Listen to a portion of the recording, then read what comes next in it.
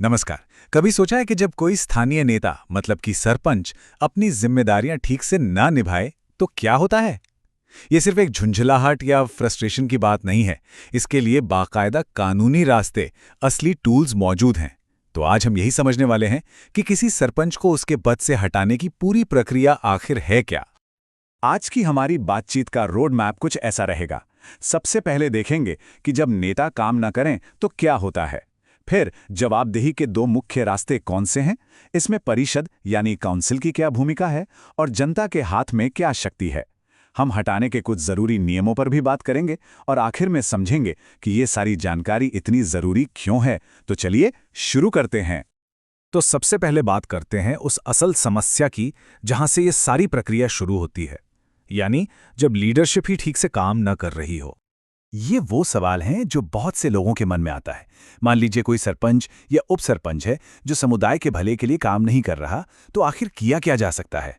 अच्छी बात यह है कि कानून इसका एक बहुत सीधा और स्ट्रक्चर्ड जवाब देता है, और वो भी एक नहीं बल्कि दो अलग-अलग तरीकों से। तो कानून हमें जवाबदेही के लिए दो बिल्कुल अलग रास्ते देता है। एक है इंटरनल प्रोसेस, जिसे पंचायत के सदस्य ही चलाते हैं, और दूसरा रास्ता शक्ति को सीधा जनता के हाथों में दे देता है। चलिए देखते हैं कि ये दोनों काम कैसे करते हैं। यहाँ इन दोनों का जो फर्क है वो बिल्कुल साफ है। एक तरफ है अविश्वास प्रस्ताव, जिसे पंचायत के चुने हुए सदस्य ही शुरू करते हैं। ये एक तरह का इंटरनल चेक है। और दूसरी तरफ है वापस बुलाने का अधिकार या राइट टू रिकॉल, जिसे सीधे गांव के वोटर यानी ग्राम सभा के सदस्य शुरू करते हैं। ये एक डायरेक्ट चेक है, मतलब दो अलग-अलग हालात के लिए दो अलग-अलग हथियार। ठीक है, तो पहले रास्ते को जरा गहराई से समझते हैं। अविश्वास प्रस्ताव ये वो तरीका है जिससे पंचायत के सदस्य खुद ही एक्शन ले सकते हैं। तो अविश्वास प्रस्ताव, जैसा कि नाम से ही पता चल रहा है, एक फॉर्मल प्रोसेस है। इसमें पंचायत के चुने हुए सदस्य ही वोट करके ये तय करते हैं कि उन्हें अपने लीडर यानी सरपंच या उप सरपंच पर अब विश्वास नहीं रहा। यहां सबसे जरूरी बात यह है कि यह एक तरह का सेल्फ रेगुलेशन है। इस पूरी प्रक्रिया को बहुत सावधानी से बनाया गया है ताकि सब कुछ निष्पक्ष हो। एक स्पेशल मीटिंग बुलाई जाती है, इसकी अध्यक्षता कोई बाहरी अधिकारी करता है ताकि कोई पक्षपात न हो। और सबसे जरूरी बात, वोटिंग से पहले जिस नेता के खिलाफ प्रस्ताव है उसे अपना पक्ष रखने का पूरा मौका दिया जाता है। अब देखिए, ये अविश्वास प्रस्ताव पास करना कोई बच्चों का खेल नहीं है। इसके लिए एक बहुत ही सख्त शर्त रखी गई है, बल्कि कहूं तो दोहरी शर्त है। पहली, कि जितने भी सदस्य मीटिंग में मौजूद हैं और वोट कर रहे हैं, उनमें से 3/4 लोगों को हां कहना होगा। और दूसरी शर्त यह है कि ये जो 3/4 की संख्या है वो पंचायत के कुल सदस्यों के 2/3 से भी ज्यादा होनी चाहिए। मतलब मेजॉरिटी भी बहुत तगड़ी चाहिए। और इसका नतीजा बिल्कुल फौरन और निर्णायक। जैसे ही ये प्रस्ताव पास हो जाता है, सरपंच या उप सरपंच का पद उसी पल से खाली मान लिया जाता है। कोई लंबा इंतजार नहीं, एक्शन तत्काल होता है। अब आते हैं दूसरे टूल पर, और ये पहले वाले से बिल्कुल अलग है। ये पावर को पंचायत के कमरे से निकालकर सीधे जनता के हाथों में देता है, और इसका नाम है वापस बुलाने का अधिकार या राइट टू रिकॉल। ये असल में डायरेक्ट डेमोक्रेसी का एक बहुत बड़ा उदाहरण है। इसमें पंचायत के सदस्यों का कोई रोल नहीं होता। ये अधिकार सीधे वोटर्स को यानी ग्राम सभा को दिया गया है कि वो वोट करके तय करें कि सरपंच या पंच को पद पर रहना चाहिए या नहीं। लेकिन हाँ, इस प्रक्रिया को चंद नाराज लोग शुरू नहीं कर सकते। इसे शुरू करने के लिए भी एक शर्त है।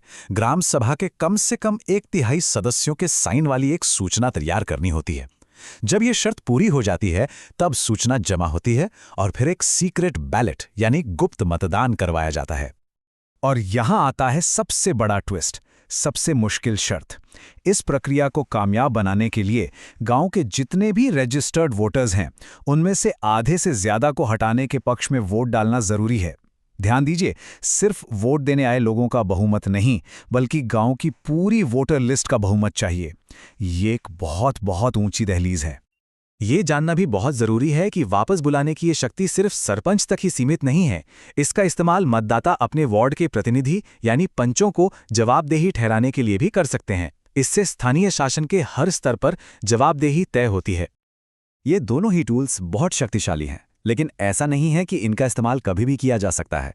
इन्हें कब और कैसे लागू किया जा सकता है, इसके लिए कुछ बहुत ज़रूरी नियम और समय सीमाएं हैं।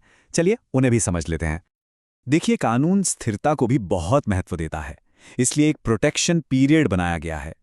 कार्यकाल के पहले साल या आखिरी 6 महीनों में कोई अविश्वास प्रस्ताव नहीं लाया जा सकता। और नागरिकों द्वारा वापस बुलाने की प्रक्रिया पर तो और भी बड़ी पाबंदी है।